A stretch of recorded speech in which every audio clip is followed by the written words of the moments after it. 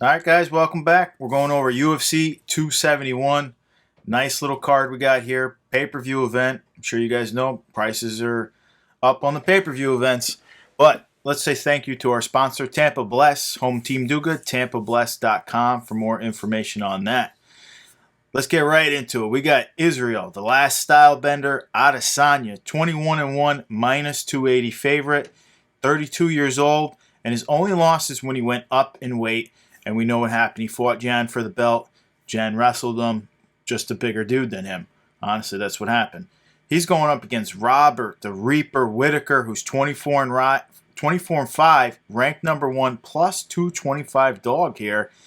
He's 31 years old, and this guy is 13-1 since moving up to a middleweight, and his one loss is to Adesanya. Tom, break it down a little bit for us right here. All right, man. Looking forward to this one, especially the top 3 fights on this main card. Those are high end. All right, you got the champ, Israel Adesanya, the Nigerian-born New Zealander, 32 years old, 6'3" in height, holds a 6.5-inch reach advantage over, on the other side, the New Zealand-born Aussie, Robert Bobby Nux Whittaker, 31 years old, 6 feet tall. Israel, 21-1, UFC, 10-1. He's a purple belt in BJJ. His pro boxing record, 5-1. Kickboxing record, 75-5. He's coming off a unanimous decision win against Marvin Vettori on my birthday, June 12th, 2021. So it's been a little bit of a break here for Israel. He's talking about fighting 3 times this year. We'll see. I think his break really wasn't by him. I think his break was more COVID. New Zealand having problems with COVID and visas, and then he can't come back and forth and everything. We saw what happened with Hooker, locked out of the country. And Agreed. I think that's more it. Adesanya is busy. And as Tom actually sent me, not to cut him off, but Adesanya re-signed with the UFC for supposedly a very lucrative deal. So good for congrats to him. Good for Adesanya. Same team. He's on the same team paradigm with Connor. So I think they're the number one. Well, he claims they're the number 1 and 2 spot now in terms of salary. Right. Robert Whittaker on the other side, 24-5-0 overall. UFC, he's 14-3. He's a black belt in Hapkido, a black belt in Goju Ryun Karate, and he's a black belt in BJJ. So Bobby Nux is no slouch. All right. That said, my pick. First off, they both look to be in tremendous shape. They're not playing. Bobby Nux looks solid. Right. Tough call here. It's a great fight. I'm not a big fan of that line just because they're both such high-end fighters. So you never really know. It's hard to give someone that big of a line. But we'll see how it goes, and things can always change as we get a little bit closer. I think Bobby's going to potentially try to grapple here. I think that would be probably to his favor. And you might see some success there. Maybe work in some dirty boxing and he needs to turn this into a war, similar to the Gastelum fight with Izzy. Maybe taking it to the ground, we'll see. I mean, he's not bigger than Izzy. Jan was bigger than Izzy and was able to do that, but Robert isn't. So I don't know if he'll be able to do that. We'll see. You don't normally see Izzy in his own weight class on his back. So I don't know. I think that'll be a difficult one to get Izzy down and keep him down. But, hey, that could be possibly part of the game plan. I don't know. That said, I think Izzy may be too quick and precise with the striking. I'm going Izzy round 3 strikes or a decision. All right, yeah. Who can argue with picking Adesanya? It's not really a tough one. I want to pick Whittaker here. I do. He's been so dominant at the middleweight position, and as you mentioned, he has every skill. Super high wrestling, great striking, but how do you not take Adesanya? And just being honest with yourself, how good and dominant Adesanya is. Dude is literally a ninja when he's in the middleweight division. His takedown defense is unbelievable. As you mentioned, you don't see him on his back because guys like Marvin Vettori can take almost everyone down. They can't hold down Adesanya and do any damage to him, or he jumps right back up. You can't. The guy has shown over and over again, even though he doesn't have high-level wrestling, he has incredible takedown defense and the incredible get-up. Kind of like Chuck Liddell. You don't hold those dudes down. Yes. They just know how to get up. Adesanya has that. He's special guy. Even the rest, that Whitaker probably has the highest wrestling in the middleweight division. I believe he skipped the Olympics for freestyling wrestling because of his career going on. The guy's that talented. The guy is that high level. He's wrestling coach. He's I think 2017 freestyle wrestling champ, world champ. He's unbelievable. Enough about those guys though. I think this is going to be way more calculated chess match. We're going to have much more distance practice here. Whitaker knows how good Adesanya is. He's very aware of it. I think we see him try to pick it apart a little more, but at the same time, Adesanya picks everyone else apart. So it's going to be a difficult one. I see Adesanya getting his hand raised. I think we go 5 rounds. As you mentioned, a little bit more of a war. You just can't bet against Adesanya's undefeated still in the middleweight division. Can't take that. Like I said, Whitaker's nearly undefeated. His only loss is to Adesanya. But I'm taking the same thing. I got Adesanya decision in a close fight. Even though I might be rooting for Bobby Knuckles, I got to take Adesanya. He's that good. Now, as far as the card game goes, guys, Adesanya's a buy. How do you not put him as a buy? I'm not sure actually why he doesn't get a little bit more hype and publicity by the UFC. He's very marketable. He's very talented. He finishes dudes, too. He's not a decision machine out there where he's boring, laying on guys. He had some boring fights. That Yoel Romero fight was boring. That set him back a little, I think. Yoel has some boring fights, though, because he's a counterpuncher also. Sometimes that happens. You get counter. But Israel was in that fight. Well, take a look at how many finishes. I think it's like 15 finishes out of 21 fights. He didn't finish Marvin. Well, nobody's finished Marvin. That's a granite chin, that guy. But he still has 15 finishes. How do you not respect that? He's a finishing machine. I mean, he's a middleweight. But whatever. You can argue 2 guys if you want. 15, 6 decisions. It's not too crazy of an argument to me. I don't know, though. Maybe he's a little too cocky or something. He should be way more marketed by the UFC, in my opinion. But anyways, 2018 Museum Collection. I think he is. I would say he has a good amount of haters. That's market, though. That's part of marketing. You got to have haters. I think if he needs to either capitalize and draw either a more distinct line and get like more determined hatred towards him, or just try to get, more love. Because if you have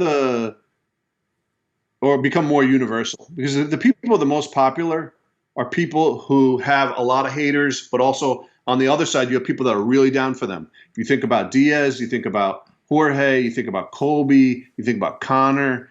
These guys. I think Adesanya's getting to that point.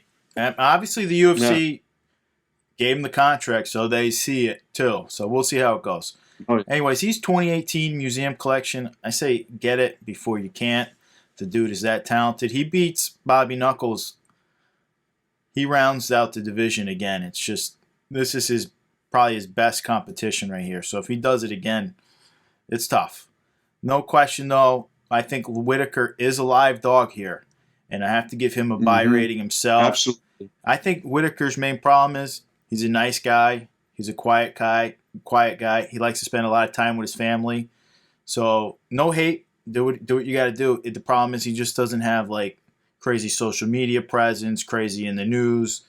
He's not a super marketable dude like Adesanya who's doing dances on his walkouts. That's all I'm saying. But I got to buy on Bobby Knuckles. I just don't know if he shoots to the moon as fast because he's a genuinely like good dude, kind of like Glover. They're just quiet and do their own thing. All right, but let's keep chugging right along here. We got another fan favorite. Not my favorite, though, so we'll see where my pick goes. Derek Lewis, ranked number 3. He's 25-8, won no contest. He's 37 years old, and he's coming off a serious victory. He clocked Dawkins. He knocked out Dawkins pretty good. I didn't think to see Dawkins fall like that. He just, feet came out from him. He's going up against Ty Bam Bam Tuivasa, ranked number 11. He's 13-3 plus 155 dog. He's only 28 years old, and he's on that 4-fight winning streak. And he last had a crazy knockout versus Augusto Sakai. Made him look like a deer in headlights himself. Tom, we got one of your favorite guys here. I know you're a big fan. We all like to see the shoey, even though it might be the grossest thing I've ever seen. What do you see happening here? Yo, and even grosser. Hell, I don't think the shoey's the grossest thing ever, but he's talking about if he beats Derek Lewis, he'll do a cuppy. He'll take Derek's cup and do a cuppy. I heard Lewis talking about that. I was like, oh my goodness, that is not cool. That's a little, that's too much in my mind, but just goes to show you dudes out there. Derek Lewis, the American on one side, 37 years old, 6'2" in height, holds a 4-inch reach advantage over the Aussie Tai Tuivasa. 6'2" in height, same height as Derek, listed at least. Derek's 26-8-0 with 1 no contest. UFC, he's 17-6. He's a blue belt in BJJ. I know I've said this before, and it surprises me every time I say it. He just knocked out Dawkins in December. Other side, Tai Tuivasa, 14-3 overall, UFC 7-3. He just knocked out Sakai in December. So both these guys are quick turnaround. They both fought in December, both won by knockout, and they're both fighting in February. Not too many fighters are getting in the fights like these guys, and I love it. I love the guys that do this, to keep coming out there. Right now I'm thinking, oh, and by the way, this is a fight right now where this favors both men's style. So it's going, style-wise, there's no advantage in my mind because it is both their styles. They're going to get out there and basically look to knock each other out. That's their game. Both these guys aren't really submitting people. Ty, what is he going to do? I don't know. It's the bigger ring. It's not the apex. Like Dawkins, that didn't play to his favor. Dawkins got kind of caught up in that apex smaller ring, and he went for it, and he got put out. I think Ty would go for it in either case. I think maybe these coaches are going to be coming up with a game plan to kind of, stick and move potentially, and then look for an opening, try to tag Derek up a little. He doesn't really like to get hit. But I don't know if Ty can resist. We'll see. I think they're going to get in the pocket and throw down. And I think Derek's kind of hungry to do that when he knows he has that type of matchup that favors his style. So I hope that that's what happens, and I hope it's not too much of a chess match to where it actually turns into a boring dance around the ring. We'll see. I'm going with the former. I think it's going to be a throwdown. I like a lot that Volkov and Derek Lewis, and I've gained a lot of respect for Derek because of this, are both welcoming in up-and-comers, and they're taking these fights. They're not holding out for these, higher-ranked fights than them. They're willing to turn around and, Volkov fought Tybura. Now he's fighting Aspinall. You had Derek fight Dawkins, and now he's giving Ty a shot. I mean, I really like that. I'm down for that. And they moved up on my level. I already liked Volkov a lot, but I like Derek more now. I actually gained some respect for him. I think here, it's hard to go against Derek Lewis here. I like Ty a lot, and I want to root for him here, but it's hard to go against Derek Lewis. I feel like every time I pick Derek Lewis in these type of scenarios, I'm wrong. He ends up putting the dude out. But you know what? I'm going to go with Ty here, baby. I like it. I'm going with Ty. I like it, Ty. And you know what? I'm going with Ty by strikes, round 1, or I think a decision. Decision. Nah, I don't see a decision. I just don't know because I've seen Derek, and it's rare that decisions occur with these guys, but it can happen when Derek's been put in with another striker and they kind of put on a boring decision fight. That's how he did Francis. Yeah, that's if the other striker backs off. Ty has not backed off anyone. That's a big factor to me. He hasn't backed off. Well, my first inclination is round one. I basically think the same thing for both guys. I think it's either Derek Lewis round one KO or decision, or I think it's Ty round one KO or decision. But I'm going to go with Ty here. And you got to remember, Derek Lewis is also at home here once again. The first time after the match in which he lost when he was in Houston, he stated he was nervous, and the nerves kind of overwhelmed him. It got to him. This time, I don't think that's going to be a case. He's got a little bit of experience, and it could now fuel him. So, look out for Derek, but I'm going to go the other way. I'm going to go with the underdog. Ty Tuivasa. The place is going to go nuts when Ty comes out. It might go more nuts when this fight goes off than the main event. Like you said, Derek Lewis is at home. We got knockout artist versus knockout artist. I agree. Tough decision. Honestly, this line should be a pick-em to me. Lewis seems, though, here's the difference. Lewis beats almost all guys that don't wear the belt. Once he goes into that belt fight, as you mentioned, he used to get nervous. He probably still gets nervous for that belt fight for whatever reason. He seems to lose those ones. I want to fade him here. Still not on the Lewis wagon. I don't know. You say he fights up-and-comers. He tells you he needs to fight as much as possible. He needs to make the money before he ages out. So, to me, that's just one of those things you got to fight the young guys if you're all about the money. And he'll be straight up honest with you and tell you he's all about the money. He's not fighting because he loves it, per se. But I think whoever gets the first shot to the chin wins, of course. Obviously, Lewis's power is basically as nasty as Francis's power. When he hits guys, they're slept. It's not even like they're just faded. They're falling over. They're done. We've seen it over and over again. There's no question. Same thing, though. I think Ty is the more aggressive guy, as you mentioned. I don't think we get the back and forth because Ty moves forward. He doesn't really move back if he's not getting hit. He's not going to do the feints and go back, go feint, and go back. Ty moves in, man. He goes for the kill. So I'm going round one Ty myself. Round one Ty. I think the aggression shows. Lewis hates to get hit. I know he's going to look to counter punch. That's his main thing. I think Ty can get in, slip one. He hates getting hit, and that's it. Game over. Now, Lewis has a great fan base, but he just can't seem to become the champion. He's had his shots. He's had a few shots at it. He even had the shot at the interim belt. I don't know if he can grow his brand a lot more at the age of 37 if he doesn't get that belt to where we need to see him go to the next level. The belt is the next level. He's got near maximum fan base for a non-belt holder. People who are casuals know Derek Lewis's name. But he needs that belt. I think the belt's tied up once again. We go over this heavyweight division. It's very weird with Francis. One more fight, but he's knee surgery, holdout, this and that. John Jones maybe makes an appearance. Maybe Stipe's next in line. We don't know. Blah, blah, blah. I'm not going to kill you guys with that. But he's got a 2017 rookie card. I got to sell on Lewis. The hype is real for him. Sell it while you can get good money for him. Ty, only 28 years old and becoming same level with all these guys. He is a huge fan favorite. Win, lose, he can make adjustments and potentially become the heavyweight champ. Got to put a buy rating on him when it's like that. He's so cheap. He's easy to pick up. 2018. Grab him while you can. He's the fan favorite. A cuppy. People might lose their minds. You might get lovers and haters, and that's where you get the big fan base. Period. That'll make mainstream media. They'll be like, look at what this good guy has done. Go Ty, love Ty. As you mentioned too, he loves to fight, so get him in there.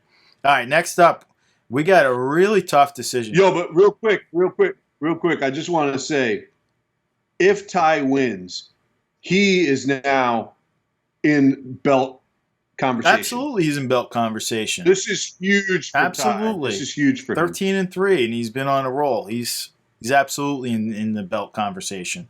That belt is tied up, though, and Ty probably takes another fight.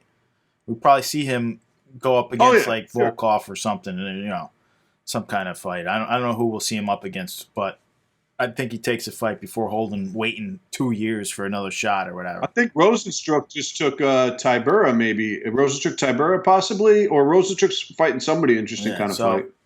All right, but let's chug along here. Middleweights. Jared Cannonier, ranked number 3. He's 14-5, minus 160 favorite. He's 37 years old, and he's coming off beating Gastelum. I feel like all the guys have a win over Gastelum recently. Almost feel bad for Gastelum. His record looks atrocious right now. Derek Brunson, the opponent, ranked number 4, 23-7, plus 140 underdog. He's 38 years old. He's on a 5-fight winning streak, last beating Darren Till. And as you mentioned before, Tom, to me, Brunson's looking like this potentially is his retirement in 2 fights. So pretty important fight for him. Yeah. What do you see happening here? This is really close in my opinion. Yeah, this is crazy close. Cannonier is definitely more of a slugger, but this is a really close matchup. And like you said, Derek just put out, which is very bizarre to put it out, even if you thought it, that he's going to be retiring for good in 2 fights, regardless of if it's the belt. That, in my mind, is going to signal to Dana not to give him a belt fight, even if he wins. Right. I don't know what he's thinking. It's a terrible business move, but whatever. It's his life. I just want to cut that one, though. The only thing is, Adesanya's so game. If Adesanya wins, he'll say, give me Brunson or whoever. He doesn't care, and then Dana will just make it. That's the kind of champ that Adesanya is. Yeah, that would be crazy, too. But I'd be surprised if Adesanya goes for a fight that's non-belt. But you could be right. Jared Cannonier on one side, the American, 32 years old, 14-5 overall, UFC 7-5. He's 5'9" in height, and he holds a 0.5-inch reach advantage over the American Derek Brunson, 38, 6'1" in height. He's got 5 wins in a row, and he's a black belt in BJJ. Brunson's 23-7-0, UFC 14-5. Jared Cannonier on the other side, purple belt in BJJ. He's from Dallas. So this is a borderline home field advantage for him, being that it's going to be in Houston. My pick, real good matchup, both real tough. I think Cannonier's route to a win is striking. But I'm going to go with Brunson here, the underdog, by decision. Could see grappling, wrestling here too as well. Brunson's, very well-rounded, but I think Cannonier has the striking advantage. Definitely does. That's what he's got to look. Yeah, you got to look out for that. But I'm going Brunson here with the underdog by decision. I don't even call it a striking advantage. He has the sheer power advantage when it comes to He was a heavyweight, down to middleweight. He was a heavyweight originally. So, I mean, just think about how big he used to be and how he was knocking out other heavyweights. This fight is a total toss-up for me. This is one of the harder ones to really get a grasp on. Cannonier, power edge, as I mentioned. Brunson has great takedowns, great wrestling. Can he impose his will after, or does he feel that power of Cannonier? I don't know, honestly. It's a tough one. Brunson, though, since changing camps, is undefeated. That needs to be mentioned. He is undefeated since changing camps, and he's not beating slouches. He's beating these top up-and-comers. Darren Till, I think, what was it, Shabazian before that. He needs to... He choked out Till. Right. No, he's looking good. I think if he can stick to the game plan, which since he changed camps, he does, his power, his wrestling is where to go. It's not stand up and try to strike with these guys because it's fun. No, it's get them to the ground and work them. And I think I want to see weigh-ins first, but I'm taking Brunson to avoid the big shot, make Cannonier work in the clinch, in the wrestling, avoid the takedowns, tire him out. Cannonier is a muscle farm over there. That dude is jacked. Those muscles don't last for full 3 rounds. He's just so jacked since cutting down to middleweight. It's crazy.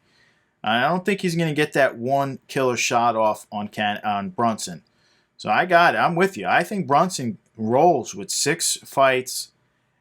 I don't know if he gets a belt shot either, but like I said, Adesanya calls out whoever he wants to call out. So if Adesanya wins, we could see another potential shot right there. Now, both men to me in the card market, these guys are aging out in my opinion. Brunson set to retire, not great look. I got to sell aggressively on both of these guys. I just don't know if they're... Yeah, I don't think they're getting up to the belt shot. I don't think they're going to get the fan and notoriety at 37 and 38 years old that they need to go to the next level for you to really collect, invest in these guys. It's not for me. I'm out. Sell both. They're both getting hyped right now. Unload, guys. The next fight, though, whoo, we got an up-and-comer, boy. Bantamweight Kyler, the Matrix Phillips, 9-2, minus 425 favorite. He's only 26 years old. He's coming off that loss to Raulian Paiva. He's going up against Marcelo Rojo, who's 16-8, plus 320 dog here. 33 years old, and he's coming off a loss to Charles Jourdain. Tom, I know this is a good one here. Phillips fans want to see him back on track. What do you see happening? All right, you got Kyler, the Matrix, Phillips, the American on one side. He's only 26 years old, 5'7" in height, holds a 1-inch reach advantage over the Argentinian Marcelo Rojo, 33 years old, 5'7" in height, the same height as Kyler Phillips, at least listed here was. The Matrix has the same birthday as I do, so I just wanted to note that. June 12th. I saw that. I was like, yo. Matrix, 9-2-0. UFC, 3-1. That loss against Raul, I didn't think it was the right decision, but it did kind of open up some question marks about the Matrix in terms of just dumping. Too much of a dump. Like if he goes in and he decides to just go wild and for some reason can't put away Marcelo, that's a problem.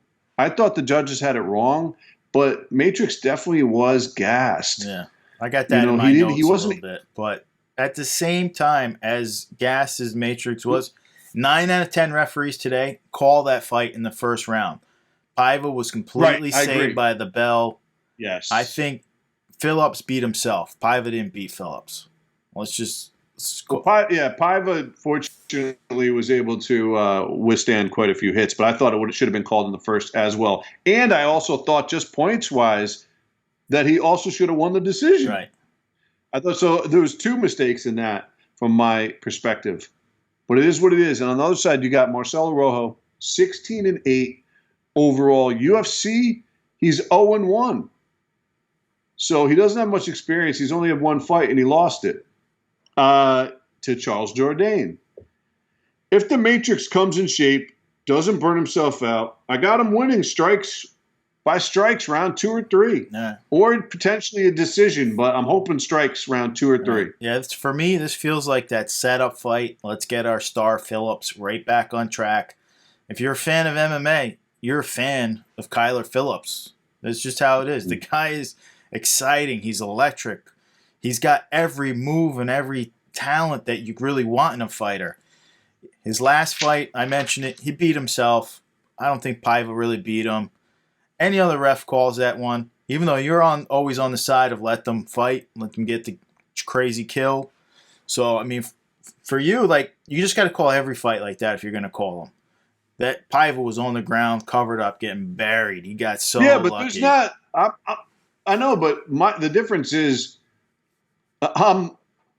my line is further than a lot of these refs, but also earlier than a total medical just debacle where you've beaten this dude into the ground. I thought it should have been called as well. Yeah. And I have an extended line. So that just tells you that it really should have been called. All right. Well, I got Kyler KO round number 1. Get right back on track into the fans. This guy's a fan favorite. Well, stop.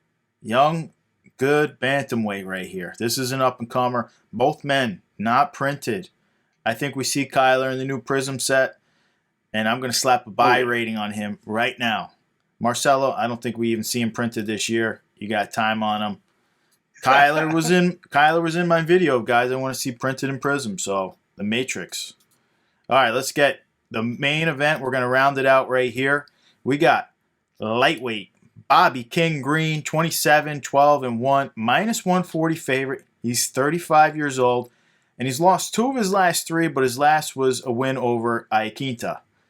And that was Iaquinta's retirement fight, right? I believe. Yeah, it was a good buy. Nasrat Haparak, 13-4, plus 120 underdog right here. He's only 26 years old. This guy was a top prospect. He's coming off a loss to Dan Hooker. Tom, what do you see happening? The veteran versus kind of a newcomer. I mean, Nasrat's been in the UFC a few fights now, but still 26. He's got room to grow. What do you see happening? All right, Bobby Green, the American on one side, 35 years old, 5'8" in height. You got the German Nasrat Hakparast on the other side, 26 years old, 5'8" in height as well. But Nasrat holds a 1-inch reach advantage. Bobby Green, 28, 12, and 1 overall. UFC, 9, 7, and 1. He's a blue belt in BJJ. On the other side, Nasrat, 13, 4, and 0 overall. UFC, 5 and 3. It's a good matchup here. I'm hoping a lot of striking. And I would love to see a finish. You know, I'm going to roll with Bobby Green here, likely by decision in my viewpoint. Yeah, for me, this is no question. I'm a huge Bobby Green fan. I'm taking him to get this done here.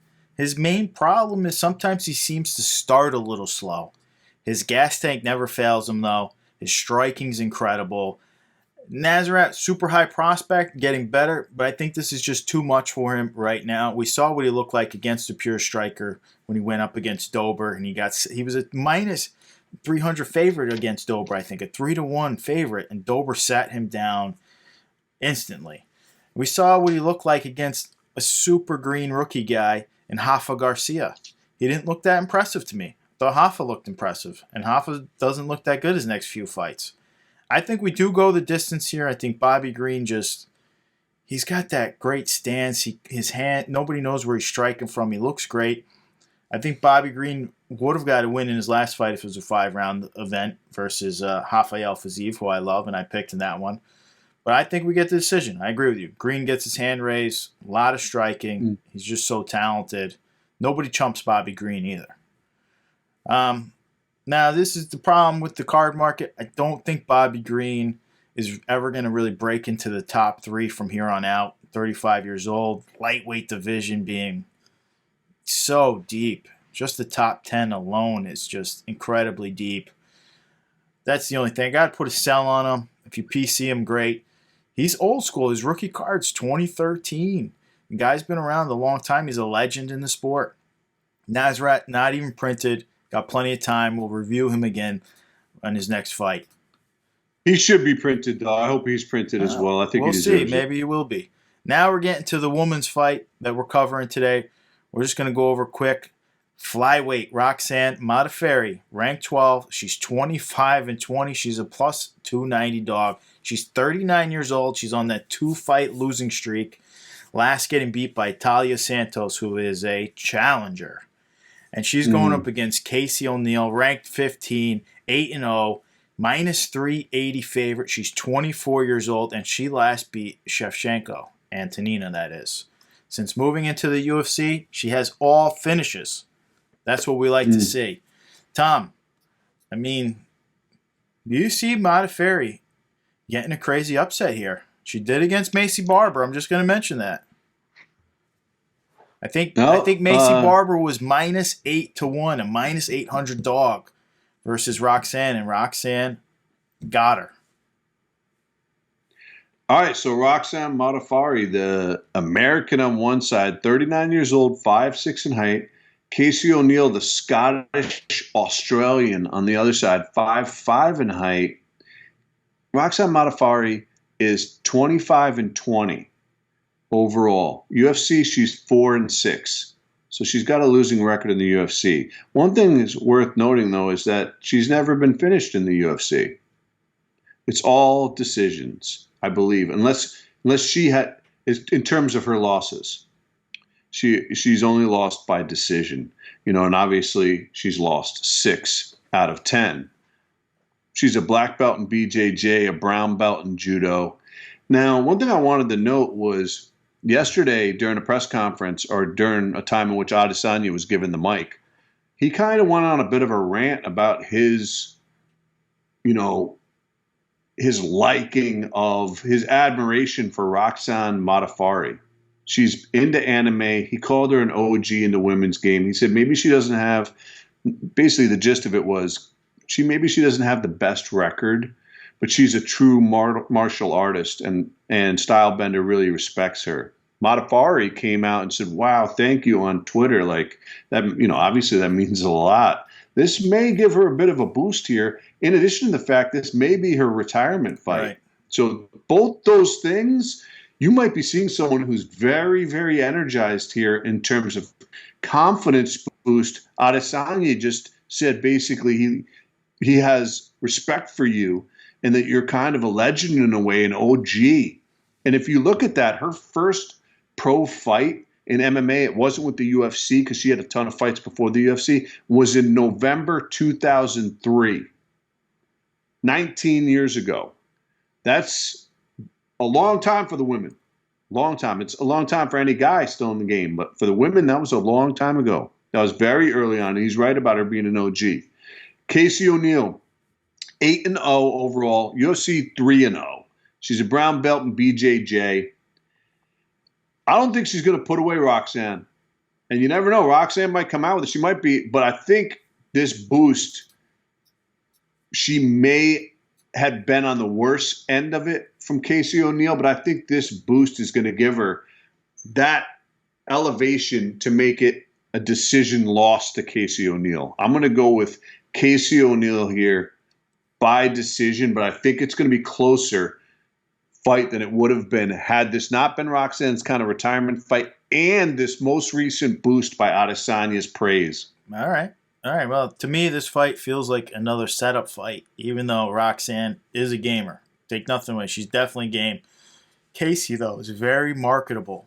She's obviously very high level already at 24 years old, and they don't want her to climb too fast because then what happens? You run into Valentina, and you're no longer the same person.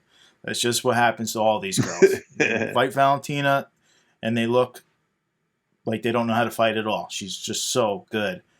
I think Casey finishes this fight. I think she gets it done in the second round. Oh, finish. It's going to be the first time she's been Casey finished O'Neill. in the UFC then, Casey O'Neill's on a record right now. Not a record, but she's on her own little record. All finishes in the UFC since joining the UFC. So I think this is going to be number 4 in a row right here for finishes in the UFC. I think Casey O'Neill gets it done. I think, like I said, she's just so marketable. This fight is meant for her to win. This isn't meant for her to go out and fail.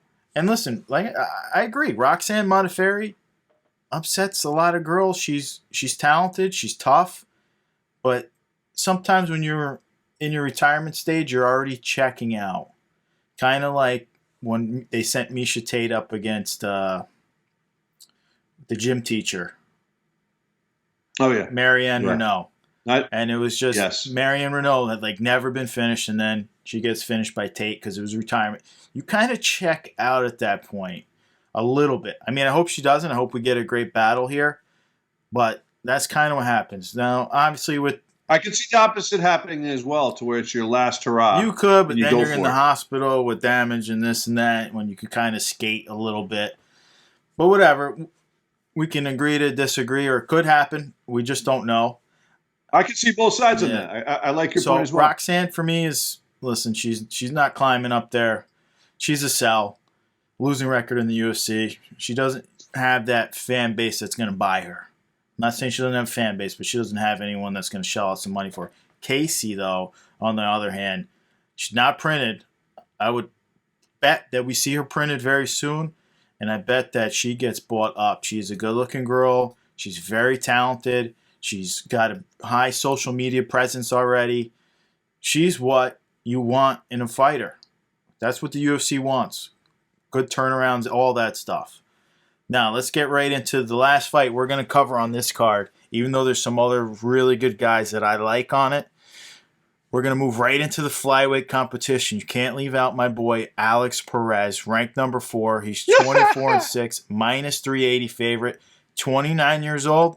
And his last fight was a loss. I know you're going to mention the timeline because it was a while ago. He lost to the current champ, Davison Figueiredo. He's going up against, this dude is a fan favorite. Not my guy, not picked. But people love Matt Schnell for whatever reason. I don't know what he does outside the octagon or whatever. He has a high audience around this dude. He's ranked number 9. He's 15-5 with 1 no contest, plus 290 underdog. He's 32 years old, and he's won out of his last 3, with his last being a loss to Rogerio Bontorin. Tom, does the lanky Schnell... Wait, that was a no contest though, wasn't it? Because Bontorin popped on like roids or something, didn't he? I don't know if they overturned it. I didn't see them overturning it though. Oh, okay, I thought they did. I didn't see it, but we can check that out later. Go for it. Either way. All right, you got Alex Perez on one side, the American, 29, 5'5" in height. Matt Schnell on the other side, the American, 32 in height. I mean, not 32 in height, 32 in age, 5'7" in height. He's 2 inches taller than Alex, and he also holds a 4.5-inch reach advantage. Alex, 24, 6-0 overall, UFC 6-2. Matt Schnell, 15-5-0 with 1 no contest, 5-3 in the UFC with 1 no contest. Matt Schnell is also a black belt in karate and a purple belt in BJJ. Anybody out there listening to this, please, if you have any insight into how Matt Schnell has such a following, I just don't have that insight. Please drop that in the comments, because I just don't have a clue how he has a following like this. Huge following. It's no hate on my end. I just would like to be clued into it. I don't know why. Perez, look, I think either fighter could win here. Obviously, I think this is a pretty good matchup, but I'm going to roll with Perez by strikes or sub round 1. Round 1, I love it. This fight keeps getting pushed back. I'm hoping we see it. We got to see the weigh-ins, because Schnell's had a hard time making weight. We know that's what happened last. Yeah, last fight he had to bow out. Yeah, I like it though. I've been dying to see Perez get back in the cage. Really, we got a range fighter versus a wrestler here. It's a little bit of a weird matchup, but I still really like it. I think Perez can impose his will against Matt Schnell, though. I think that's the thing. I think Schnell's going to jab, run off, and eventually Perez is going to make his way inside. He's going to get the takedown, and I think we do see a finish. I think it's going to be a round 2 finish, ground and pound. I also think Perez kind of got a little screwed in his fight versus Davison Figueiredo. He lost, but there was like a couple major fence grabs that didn't get caught by the ref very early on, where he would have had him in reverse position. That's a major factor. Figueiredo has definitely gotten away with a lot of stuff, to say the least. And he doesn't understand the refs too much in the height of the moment. We know his English is not great still. So it's kind of one of those things. But there's full grab where he's going to the ground. You could also be playing, though. No, you could play that card. He could play, but he would be talking crap in the press conferences in English if he spoke English, because he loves to talk crap. So he's not playing. To me, he's not playing because he would be talking that crap. But either way, I'm with you. I got Perez. In a finish, early finish, round 2 for me. Potentially he gets it in round 1. I think the jab is going to keep him at bay a little bit. Now, both these guys are pretty new to the scene. Both just printed. I like them. I like both. Schnell's not in my radar, but he's definitely bought up in bulk. Like I said, he has this crazy following. Perez is under the radar fully. I got a buy rating. He's ranked number 4. He can be up at a title shot in no time. Even though that title contention is tough up there, man. We got some real bangers at the top 3 right above Perez. But either way, guys, I appreciate you joining us, and we'll catch you guys next time. Hey, listen, I just want to say a couple of things. One, Mark tried to hook up a Schnell for this week, and it already sold, which was kind of crazy, to put on for the possible winners. Now, remember, we just made 7 fight predictions. When Mark puts out this video about people being eligible to win these cards, you have to pick from the 7 fights.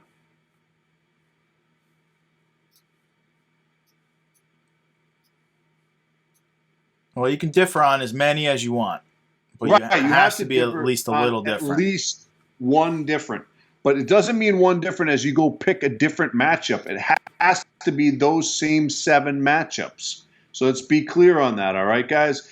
Yo, shout out to Nick Fleer. Nice job. 6 for 6 last week. So let's see if you can go 7 for 7 this week, buddy. You know what I mean? Did he pick up that Derek Lewis? I sent it out, so we'll see when he gets it. Oh. Derek Lewis is out. Congrats, man. All right, guys. Pieces.